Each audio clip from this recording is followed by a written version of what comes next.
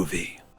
The wait is over. Deadites rejoice. Evil Dead the game finally arrived Friday the 13th in the year of our Dark Kandarian Lord 2022. It's gory, it's visceral, it's everything Deadites crave. Saber Interactive brings Evil Dead into the asymmetrical horror game genre with one of the most fun and interesting takes on the formula yet. I'm Levi from Hardwired, and I am your guide through all things macabre and gruesome. Let's carve into the flesh of this game and break it down for you. Evil Dead the game looks like Evil Dead. It breathes the feel of Evil Dead. The authenticity of this game is on point.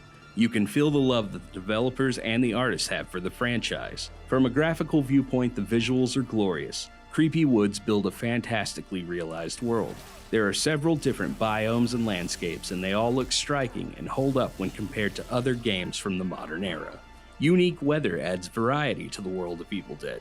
Eerie rain drenches the land, cutting visibility down, and blood-drenched snow makes the atmosphere that much creepier. The fog is almost always present and adds an extra layer of uneasiness to the forest that you find yourself roaming from objective to objective. There are plenty of downed trees that give the woods a realistic feel, offset by the growth of gnarled-looking trees that are aesthetically congruent with the overall appearance of the Evil Dead franchise. Along with great environmental graphics, the game boasts film-accurate character models. The characters all look like their film counterparts. I am not sure if characters such as Scotty, Henry the Red, Ed Getley, Annie Noby, or Lord Arthur look 100% like their actors' faces, but that may have been intentional, like in Friday the 13th the game. Many of the counselors in that game were based on certain characters from various films, but with different faces, so that they didn't have to pay the actors for their likenesses. Bruce Campbell gets the most love here. Between 4 versions of Ash, you get a variety of flavorful representation. I only have one complaint when it comes to the authenticity of Ash in this game. Oddly enough, it's with the Ash that I main, the Army of Darkness Ash. My issue is with the default skin for the character. He's wearing his torn up clothes from the end of Evil Dead 2, but he also has his hydraulic gauntlet hand.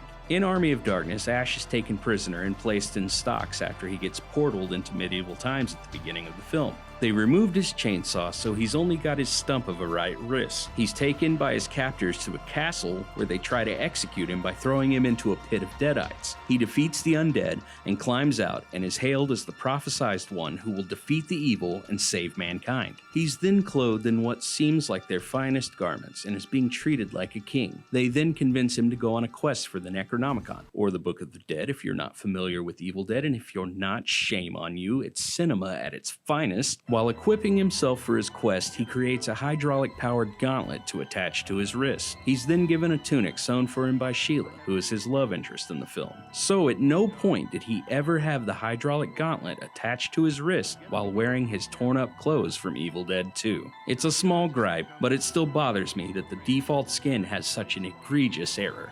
The Deadites are also rendered in all their grotesque magnificence. Henrietta is by far the most disturbing of the 3 to look at. Her muumuu is tattered and frayed to a mere neckpiece, leaving most of her naked, decomposing body exposed for you to see. Blood and pus abound. Her hair is wispy and thin, and her teeth are black with decay. She looks the same as she did in Ash vs. Evil Dead, though she'll always live in my mind as she appeared in Evil Dead 2 screaming, "Someone's in my fruit cellar, someone with a fresh soul."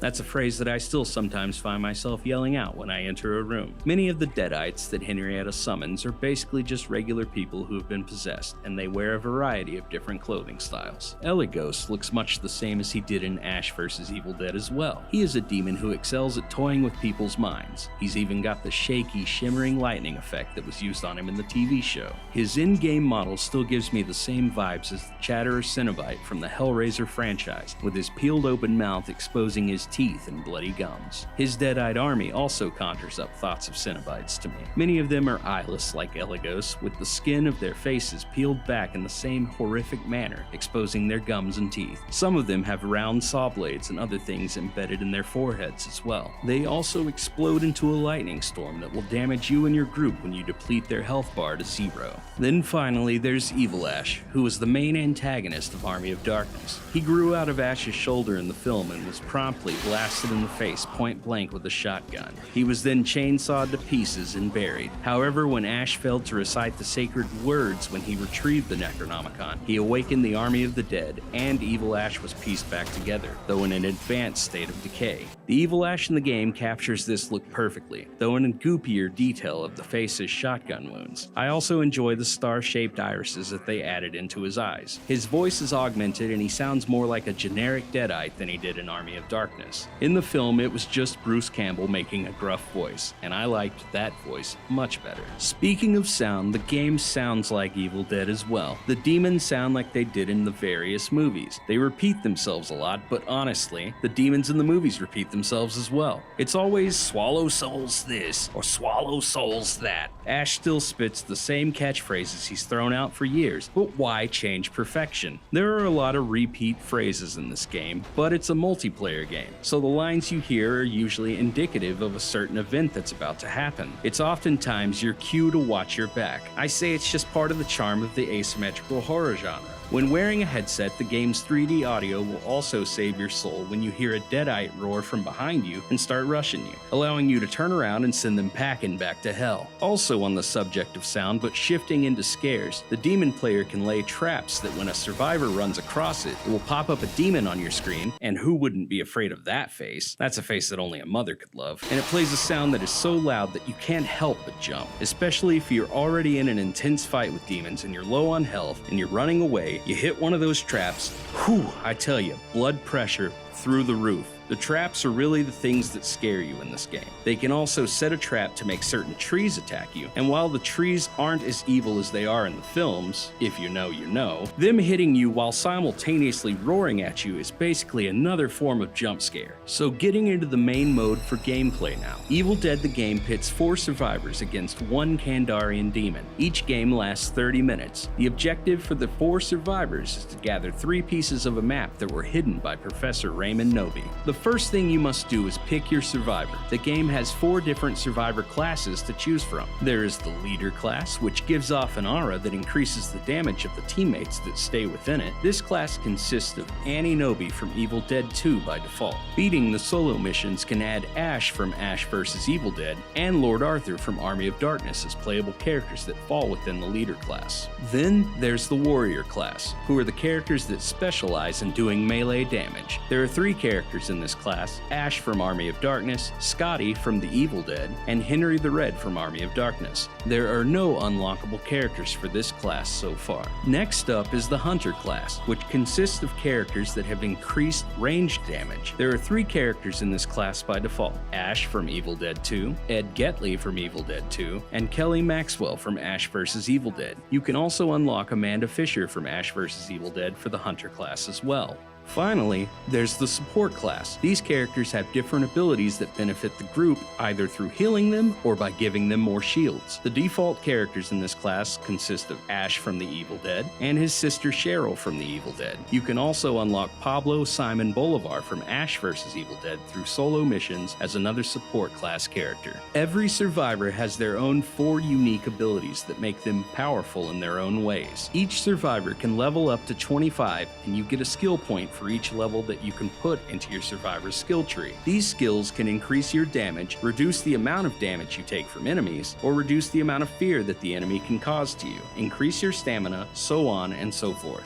You start each match unarmed and must find weapons, ammunition, and recovery items, i.e. Shemp's Cola to refill your health, or amulets to add shields that bolster your health bar, to aid you in your mission. There are various melee and ranged weapons in the game. Some weapons do more damage than others, and some are also faster to use than others. There is a dismemberment stat on weapons as well that can help you knock parts of Deadites off, weakening them. Then there's balance damage, which is more important to stack. The more balance damage a weapon has, the faster you stagger an enemy, and then you can do a special move or finisher to them. There are also varying qualities of weapons as well. Around the map you can find supply crates. They too have varying colors and drop a weapon that is the same color as the box it comes out of. These boxes also drop bottles of pink F, which when your character picks them up, you are given a stat point that you can then spend to upgrade your melee damage, range damage, health, fear, stamina, and shield. Fear is the most obscure. When you upgrade fear, fear, it lowers the amount of fear your character gets from not being in a lit area or from demon traps and attacks. If your fear gets too high, the demon will be able to possess you